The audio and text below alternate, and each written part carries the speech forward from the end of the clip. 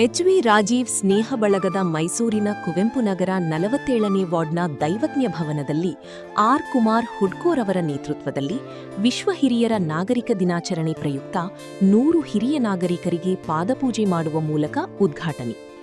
ಈ ಕಾರ್ಯಕ್ರಮದಲ್ಲಿ ಎಚ್.ವಿ. ರಾಜೀವ್, ಮಾಜಿ ಮೂಡಾ ಅಧ್ಯಕ್ಷರು ಹಾಗೂ ಕೆಪಿಸಿಸಿ ಸದಸ್ಯರು, ಯುಎಸ್ ಶೇಖರ್, ಖ್ಯಾತ ಉದ್ಯಮಿಗಳು, ಎಚ್.ಕೆ. ರಾಮು, ಮಾಜಿ ಅಧ್ಯಕ್ಷರು ಕರ್ನಾಟಕ ನೌಕರರ ಸಂಘ, ಮೋಹನ್ ಕುಮಾರ್ ಗೌಡ, ಕರ್ನಾಟಕ ಕಾವಲು ಪಡೆ ರಾಜ್ಯಾಧ್ಯಕ್ಷರು, ಕಿ. ದೀಪಕ್, ಮೈಸೂರು ಜಿಲ್ಲಾ ಪತ್ರಕರ್ತರ ಸಂಘದ ಅಧ್ಯಕ್ಷರು, ಶ್ರೀಕಂಠಕುಮಾರ್, ಸಮಾಜ ಸೇವಕರು ಹಾಗೂ ಅಂಕಣಕಾರರು, ವಿಕಾಸ್ ಶಾಸ್ತ್ರಿ, ಸಾಮಾಜಿಕ ಹೋರಾಟಗಾರರು ಹಾಗೂ ಕುವೆಂಪು ನಗರದ ಹಿರಿಯ ನಾಗರಿಕರು ಹಾಜರಿದ್ದರು.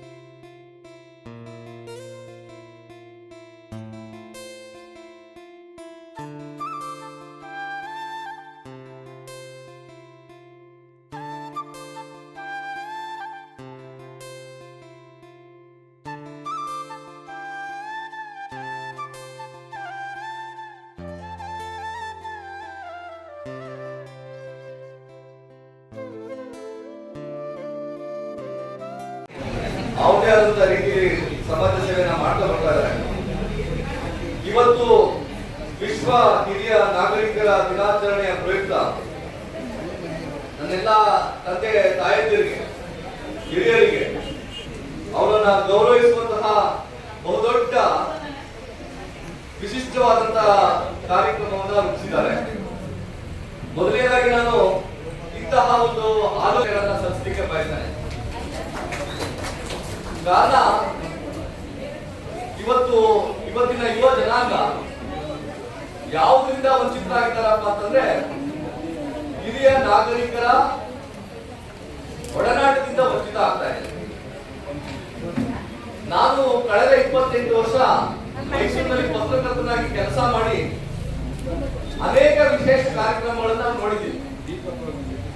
ಆದ್ರೆ ಹಿರಿಯ ನಾಗರಿಕರ ದಿನಾಚರಣೆ ಅಂಗವಾಗಿ ಅವರನ್ನ ಗೌರವಿಸೋದಿದೆಯಲ್ಲ, ಅದು ತುಂಬಾ ಕಡಿಮೆ ಸಂದರ್ಭಗಳು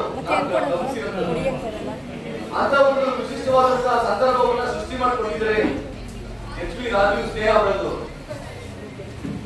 ನಾನು ಒಬ್ಬ ಹಿರಿಯನಾಗಿ ನನಗನ್ಸಿದ್ದು ಒಂದೇ, ಇವತ್ತು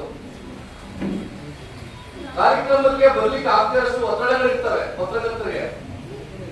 ಆದ್ರೆ ಎಷ್ಟೇ ಒತ್ತಡದ ಕಾರ್ಯಕ್ರಮಗಳಿದ್ದಾಗ ಕೂಡ ಹಿರಿಯರನ್ನ ನೋಡುವಂಥದ್ದು, ಹಿರಿಯರ ನಡುವೆ ನಾವು ಕೆಲವು ಕಾಲ ಕಳೆಯುವಂಥದ್ದು ಇದೆಲ್ಲ ಅದು ನಮಗೆ ಜೀವನ ಉತ್ಸಾಹನ ತುಂಬುತ್ತೆ.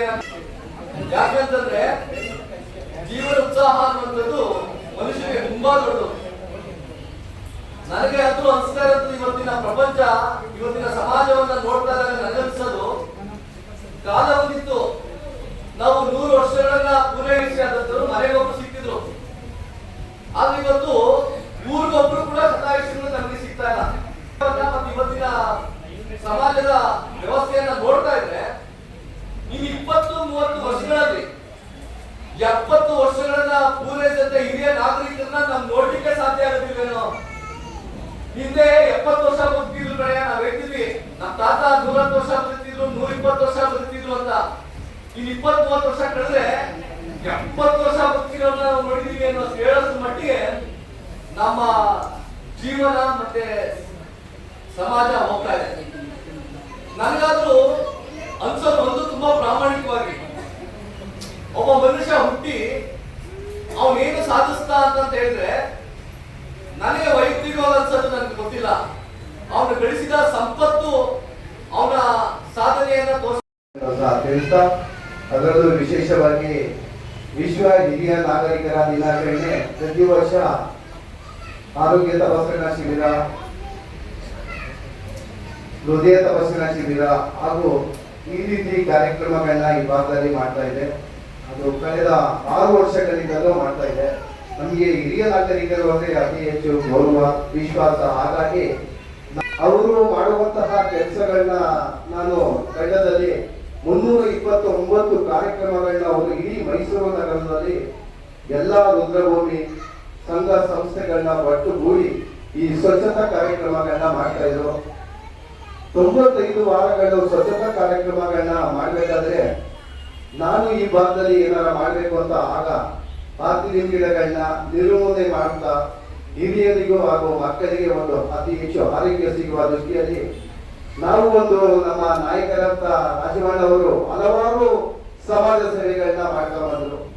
ಸ್ವಚ್ಛ ಭಾರತ ಆಗ್ಬೋದು, ಲಕ್ಷ ವೃಕ್ಷ ಆಂದೋಲನ ಕಾರ್ಯಕ್ರಮ ಆಗ್ಬೋದು, ಅದೇ ರೀತಿ ಆರೋಗ್ಯ ಶಿಬಿರ ಆಗ್ಬೋದು, ಯೋಗ ಶಿಬಿರ ಆಗ್ಬೋದು, ರಕ್ತದಾನ ಶಿಬಿರ ಆಗ್ಬೋದು, ಮತ್ತೆ ಉದ್ಯೋಗ ಮೇಳ ಆಗ್ಬೋದು. ಈ ರೀತಿ ಅನೇಕ ಕಾರ್ಯಕ್ರಮಗಳನ್ನ ನಮ್ಮ ನಾಯಕರಾದಂತ ರಾಜವಣ್ಣವ್ರನ್ನ ಮಾಡ್ತಾ ಇರೋದು ನೋಡಿ, ನಾವ್ಯಾಕೆ ಇಂತ ಅಳಿಲು ಸೇವೆ ಮಾಡಬಾರ್ದು ಅಂತ ನಮ್ಮ ಗುರುಗಳ ಆಶೀರ್ವಾದದಿಂದ ಈ ರೀತಿ ನಿಮಗೂ ಕೂಡ ಒಂದು ಅಳಿಲು ಸೇವೆ ಮಾಡಲಿಕ್ಕೆ ನನಗೆ ಅವರೇ ಕಾರಣ ಅಂತ ಈ ಮೂಲಕ ತಿಳಿಸ್ತಾ ಇದ್ದೀನಿ. ಒಳ್ಳೊಳ್ಳೆ ಕೆಲಸಗಳನ್ನ ಮಾಡ್ತಾ ಇದ್ದಾರೆ, ಒಳ್ಳೊಳ್ಳೆದು ಮಾಡಿದ್ದಾರೆ. ಆದ್ರೆ ಅವ್ರು ಹೇಳಲ್ಲ.